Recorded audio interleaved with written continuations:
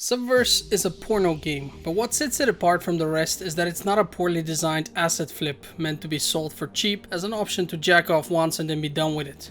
No, the developers of this game have decided that they want to deliver a quality product. One of the reasons for this arose from the fact that the game managed to defy expectations by receiving almost 2 million euro from its Kickstarter campaign alone. This made it one of the top 20 highest funded Kickstarter games of all times. With such a high budget and many promises made, it was time to deliver. The first content launched on the 26th March 2021 with the 0.1.0 early access release. Initially it was only available on Steam, but then the devs decided to offer a DRM-free version on GOG.com, which was an awesome move. The concept was simple enough on paper. Subverse was to be a porno game which would emulate high-budget porno video productions by including lots of humor and graphic sex scenes between the gameplay sections. You know how many porn movies are designed as parodies to real Hollywood productions? You've probably heard of funny titles such as Harry Potter and the Sorcerer's Balls, Romeo and Juliet, and who can forget Whore of the Rings. Well, in the spirit of a good porno parody, Subverse is mostly designed to feel, look, and play similarly to a Mass Effect game. Remember how Commander Shepard could bang a bunch of human and alien chicks there? Well, imagine something like that, but with more chicks who are way hotter and perpetually horny. But before we dive balls deep into this review, let me state that the game is still in early access. When I published this video, version 0.5.0 had just been released. The game feels really far in its development though, with most key features already having been implemented. We can already recruit 6 out of the 10 possible babes, each one with her own character arc. We can explore a large portion of the galaxy and enjoy a surprisingly original and complex story. In addition to that, all characters are fully voice acted by professional actors. And while most aspects of this game are already pretty much set in stone, I'm giving you this disclaimer because they can theoretically change or be expanded upon as the game's development reaches its climax with version 1.0.0. So as is tradition, let's talk about the Ultrawide first. Sadly, the game does not support it natively yet. However, there are two important factors to consider here. First and foremost, the cutscenes are all adapted to 21:9. Secondly, all of the areas, including the interior of your ship, seem to have lots of details which are only revealed when playing in Ultrawide. In fact, it even goes so far that you only get to see the full picture when playing in 32:9. And don't worry, we're only talking about minor details here, so playing in 1080p doesn't mean that you are missing anything critical, but it serves as an indicator to me that the game will most likely support Ultrawide natively later on. In any case, it does not currently, but there is an easy community fix which makes it work with a single press of a button. Here's what I mean. Look at the locker room without the fix, and then observe how much more is exposed once you do activate the 21:9 feature. While there isn't much more to see here, if you go to the bar for example, you will immediately notice that there are a lot of details which remain hidden until you activate the Ultrawide fix, and this is even more evident if you decide to try 32:9, which I will not be doing here since I only publish my videos in 21:9, and going wider than that would mess up the video due to all the aspect ratios being in conflict. And since we're kind of talking about visuals, the game does look really nice. They've just introduced mouth movements as the characters speak, and while it's not done with any motion capture, it's still a huge improvement already. Something funny that I found out by chance was that if you reduce speech volume to 0, all the characters will no longer move their mouths as they speak. I'm not sure if this is intended or just a weird bug, but I find it awesome in a way, and it somehow even adds to the immersion. The music in this game is fantastic. I have been listening to some of the beats on YouTube and they don't get old. The voice acting is also awesome. All voice actors have done an incredible job when delivering their lines, and the moaning during the sex scenes is very convincing as well. The one thing that annoyed me a bit was the fact that I could not remove the text boxes when talking to the characters. They all have really nice models, and it's a shame that a large part of them is covered by the text box. Look at his character for example. I had no idea that this one is walking around with his pizzle out at all times. That's quite funny, and I would have missed it if I had not recorded this particular footage for the purpose of using this in the review. The female crew members have perfect bodies and most of them are being covered up by the text box as well. Actually, all of them are. I really hope they change that because the box is not necessary for most of the conversations. Now let me tell you a bit about the game's story. The devs have actually figured out a way to make it very entertaining while still explaining why everyone is so sex crazed. The galaxy is ruled over by a small group of aliens who have decreed that all sexual acts are to be kept to a minimum. Porn is heavily censored, sex between different species is mostly out of the question, and all in all, people are expected to be as close to celibate as possible. As we know, sexual oppression tends to lead to a lot of frustration and usually backfires by making the oppressed crave that forbidden fruit way more than if it had been allowed. This actually makes everyone in the galaxy hornier and prone to do much more deviant sexual acts than before. The humans were pretty much one of the most sexually active species and were also the first to almost be exterminated for it in the past. This is all explained in much greater detail, but I like to keep my reviews as spoiler free as possible, so that is just the tip of the shaft I'm giving you here. I mean, the tip of the iceberg.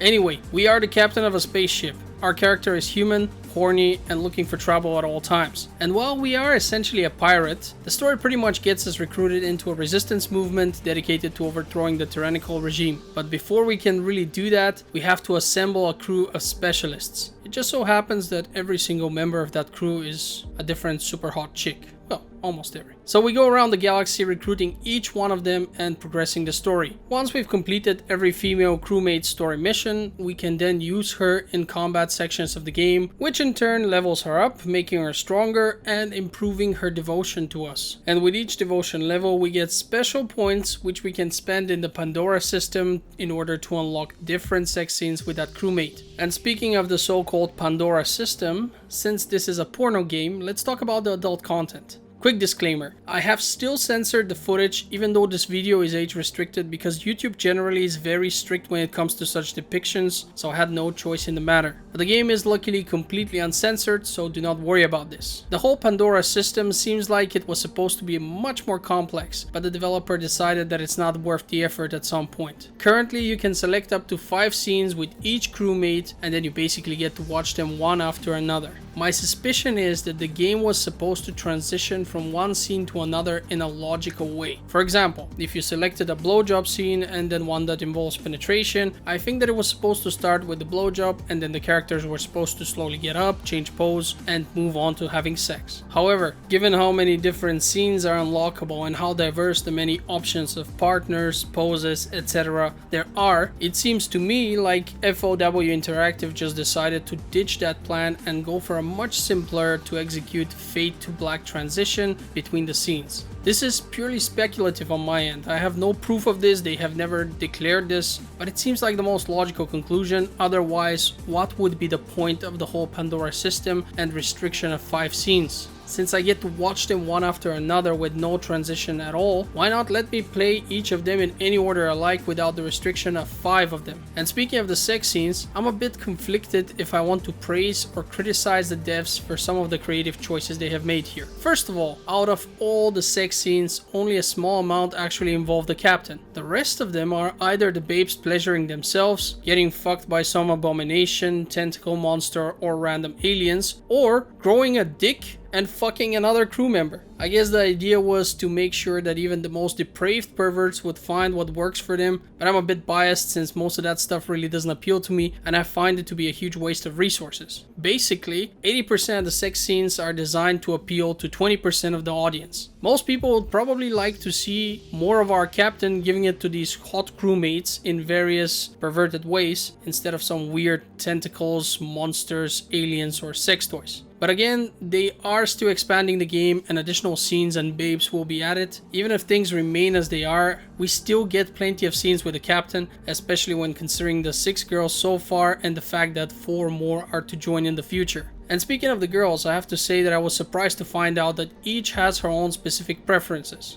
For example, Lily the scientist, who makes us monsters for the ground combat sections, is much more interested in having sex with her creations than the other crewmates. This means that she has an overall greater number of sex scenes with those monsters, while for example Elisha the space elf seems to like anal a lot more than the other girls, so she gets a few more scenes with the captain doing that. This adds a layer of personality to these women. They're not simply playthings for our protagonist. If anything, I'd go as far as to say that he is their plaything. And since I've mentioned leveling them up, let's talk about the gameplay and more importantly the 2 types of combat. First, there's the space combat. It's basically a bullet hell kind of game where we fly around and have to defeat several waves of enemy ships. Some of them are even boss enemies. There are no power-ups like in classic games, but we do get to take one of the babes as our co-pilot. This automatically adds a special secondary firing option, which is really helpful. The problem with these battles is that once you've done 3 or 4 of them, they start to be really repetitive. Even though the factions you end up fighting against change, it's still far from enough to compensate for how extremely boring this whole experience starts to be. As we progress through the story, we collect materials and money and can even upgrade our ship's stats, but these upgrades are only in the form of numbers and thus don't feel meaningful in any way. The second type of battles are the ground ones. Early on in the game we recruit a scientist, whom I've mentioned earlier. She creates manticores for us, which assist us during these encounters. Those are basically genetically modified monsters. As we do some of the side quests in the game, we gain special materials which can be used in order to unlock new monsters who will serve us. Incidentally, unlocking those new monsters also lets us unlock special sex scenes in which they're featured, but those really don't appeal to me. The ground combat is turn-based and requires a bit of strategy, since there are such things as status effects and directions of attack to consider. And while some tactical thinking is necessary, I found that most of them are easy enough for me and I did not have to try beating them more than once. This is a good thing, since we will have to clear many such encounters and they too will feel repetitive, although not nearly as badly as the space battles. If you are a completionist like me,